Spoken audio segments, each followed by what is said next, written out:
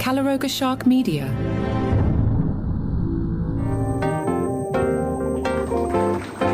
Man, the Daily Beast doesn't like Nate Bargatze. Hi, I'm Johnny Mac with your daily comedy news. Joe Rogan had on Shane Gillis, Ari Shaffir, and Mark Normand. The Daily Beast listened to it, and their headline was, MAGA-friendly comedian Shane Gillis may have been willing to attend Trump's UFC birthday cage fight at the White House, but he also drew the line at being photographed inside his VIP room, unlike Nate Bargatze. All right, here's the gang discussing this on the Joe Rogan Experience. I have clipped it for both pacing and language. He was at the White House? Gave Trump a yeah, so was I. ring. So was Shane. You know what I'm saying? Like, that's the problem. Let's stop bringing up that. We got that pretty early. We were there together. We They prayed. asked me to go in the VIP room. I said, no way. You didn't? I went in there. No, I knew was those hanging out. photos were going to be taken. What was in the I'm not champagne fucking room? Me taking and Nate pictures. Bargatze were in there. I know. Chilling. I know. Look how that turned out. Yeah, was fine. I stood outside in the rain. I was like, I'm not getting my picture taken. I took zero heat for that event. But you took a You're photo already with on. Trump a couple years back. It was a funny photo. That was a great photo. It's wearing a Bro, ridiculous that was shirt. when you were wearing the That Pablo was- Escobar that shirt. was pre a lot of things. That's true. That was Pre-world record. No, not me personally. I mean, Also, pre him. Pre-him. I was back then when I was taking that picture. I was like, this guy's going to release the Epstein files. And no more wars. I like Right. that. Was it killing Americans? Also, still didn't vote for him. Not a big deal. On that episode of the Joe Rogan Experience, we also learned that communism is gay. Somebody needs to look into how gay communism But is. isn't it that's, crazy that it's making a comeback? Yeah. It always does. It's a cycle. There's a The cycle. problem is if we cannot call it communism if we get free healthcare. Right. That would be a good move. That would help a lot. We're calling everybody Yeah, communist you're that wants free socialist, healthcare. communist, and you're like, free just- healthcare is cool. Yeah. We should have that. It's normal. Yeah. That's not communism. We should have Communism is health care no and private education. property. Yeah. You should treat the entire country like it's a community. If you Yeah. have a community, would you want the sickest person to die who could be very valuable if you could like take care of them? And do you have the resources to take care of them? Of course you should. We're a Take rich care of country. them. Exactly. Do it with libraries. It's Exactly. no big deal. This is the problem with We don't feel like a capitalism. community. This is the reason why people turn on all these billionaires. They turn on them because why do you have so much when people have so little? But it's because it's the game. It's the game that they're playing. And you're playing the game too. You're just not playing it at that level.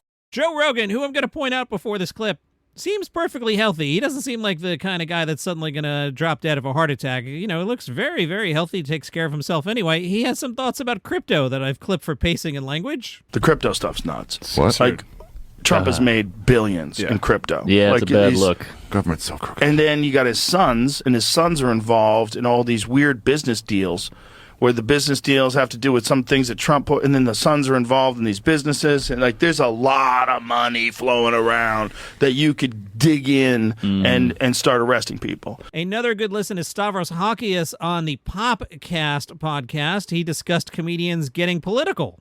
A lot of stand-up comics happened the last couple years to have some of the dumbest opinions on earth, and they are my friends. And I'm like, all right, guys, can we talk about this? When you look back at 2024 and the run up to that election, you saw how the right was activating or maybe in some cases weaponizing Totally. comedy in the podcast space. Yeah.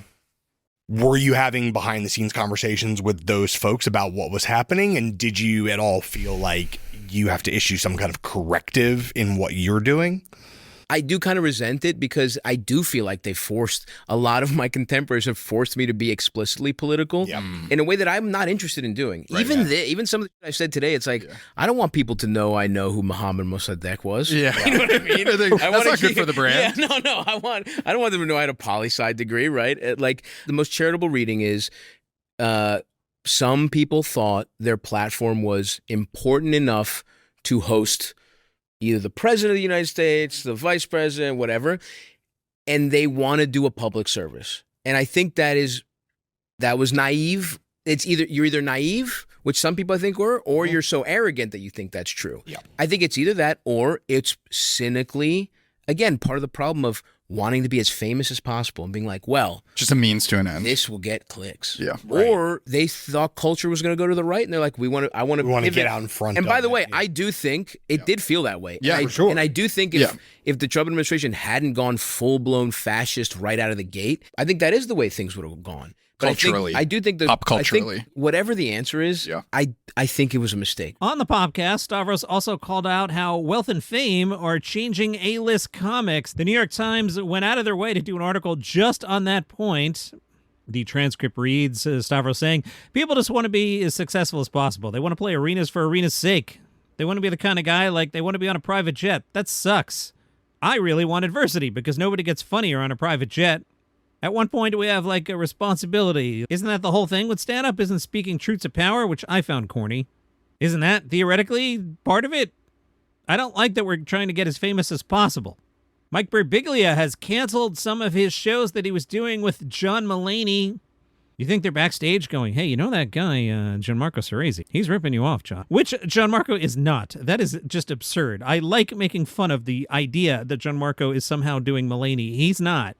I digress. Birbiglia has canceled a bunch of shows to pursue an unnamed quote-unquote dream project.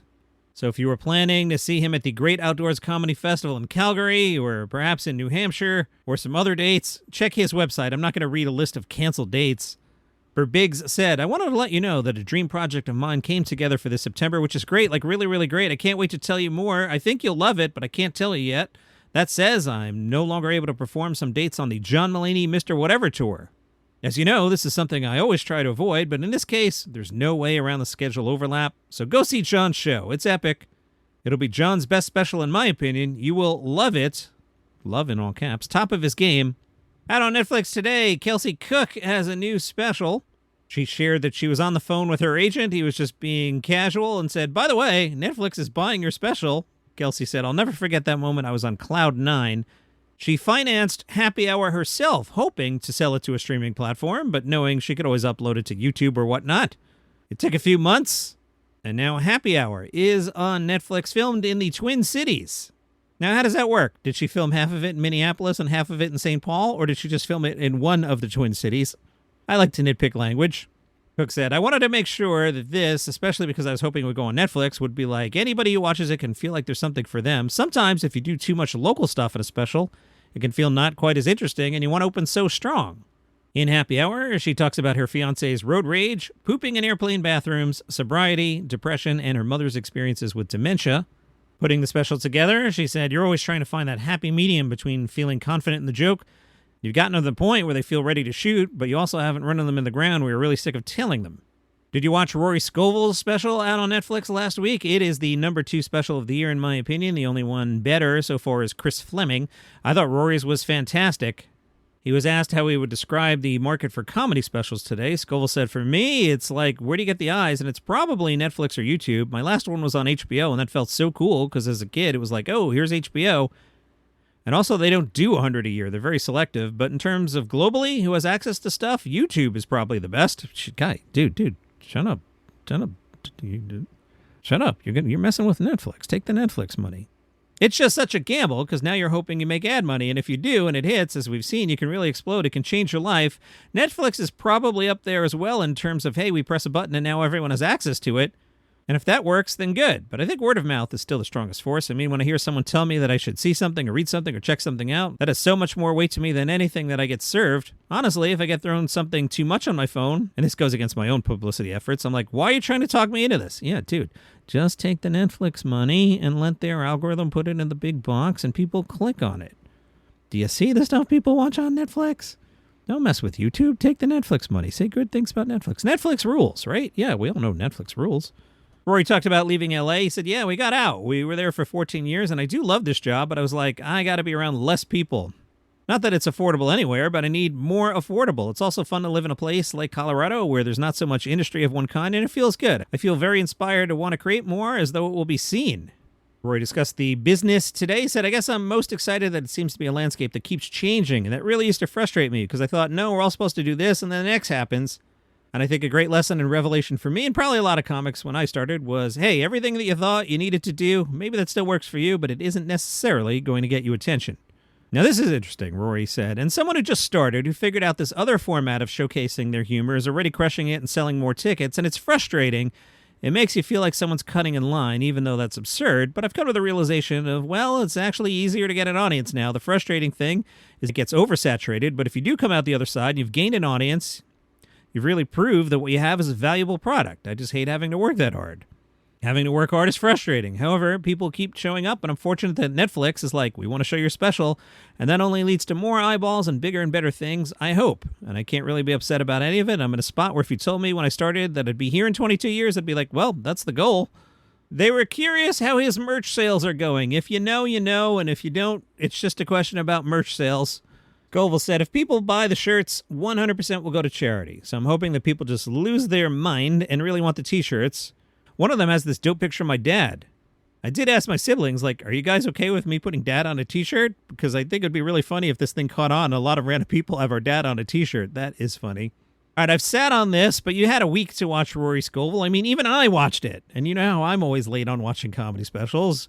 Vulture had their spoiler-laden reviews, so spoilers ahead. You had a week. The hour's opening section, says Vulture, is an optical illusion of guy yelling about politics. Scovel's not sincerely trying to sell himself as a guy with right-wing viewpoints. It's all a send-up of right-wing bro-rage baiting, but he continues to toy with the reversals. The game of it is how quickly he switches back and forth. They say Show Must Go On is a legitimate achievement for Scovel. You'll find it on Netflix. Late Nighter did their weekly recap of the late night ratings. Who won the week? Jimmy Fallon. Both in total viewers and adults 18 to 49. Now, the Kimmel Show was in repeats, so we got to grade this on a bit of a curve. But again, as Johnny Mac said at the beginning of the summer, I think Kimmel should have worked this summer. You're letting Fallon in the door. Jimmy's working. And again, believe me, I like summers off. Right now, as I'm recording, it's 80 and sunny outside, but the landscapers are out. And as much as I like the bit of I'm recording poolside, it's too loud to do that. I had to come inside. I'm sitting in a windowless basement.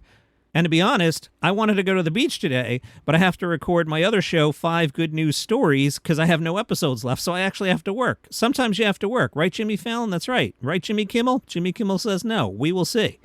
The Tonight Show averaged 1.561 million total viewers, up a bit from the week before. 18 to 49, 226,000 viewers. Kimmel repeats of guest host repeats averaged 1.006 million. Wow, that's a pretty low number for that particular show. Again, it's a repeat, and it's not even a repeat of Jimmy hosting it. The Late Show with Stephen Colbert had 0 viewers because CBS got rid of it. Comics Unleashed averaged 654,000 viewers, down 2% week to week. And 67,000 whole people, 18 to 49, which isn't even a good number for a podcast. At 12:30, 7, Funny You Should Ask, averaged about 430,000 viewers. And in the 18 to 49s, 46,000. Yikes. Seth Meyers is in repeats for 7 weeks for some reason, so that got 740,000 viewers, down 22%. And he's got 109,000 adults, 18 to 49. We'll see what 7 weeks of repeats does to that show. Out today on the 800-pound gorilla, Reese Darby's special is called 25 Years. Coming to Netflix soon, Second City Television, better known as SCTV. All 6 seasons will be on Netflix September 1st. Now, that should be interesting. We'll see if that show catches on with the youths. I haven't watched that in a million years. It'll be nice to just have it right in front of you. I think that will be great. And I got some other stuff, but like I said, it's nice out. That can wait for tomorrow. Let me know if you're enjoying the little 3-minute, 4-minute things I've been doing poolside. So part of that is I'm just trying to get more eyeballs on YouTube. You know, the youths today are all on the YouTube. So I'm just trying to record some casual video there, and while the video exists, I'm ripping the audio. So hopefully I'm not cluttering up your podcast feed here or you're getting annoyed with it. But you can let me know. My email is in the show notes, or jump in the Facebook group, Daily Comedy News Podcast Group. I'm also finding it's a way to quickly comment on things, both casually and more timely, as I do record the long-form audio podcast ahead sometimes, but the short YouTube things, I can just jump on and get something out in a matter of hours. So let me know. If you hate it, I could stop. If you like it, I could do more. And that is your comedy news for today. See you tomorrow.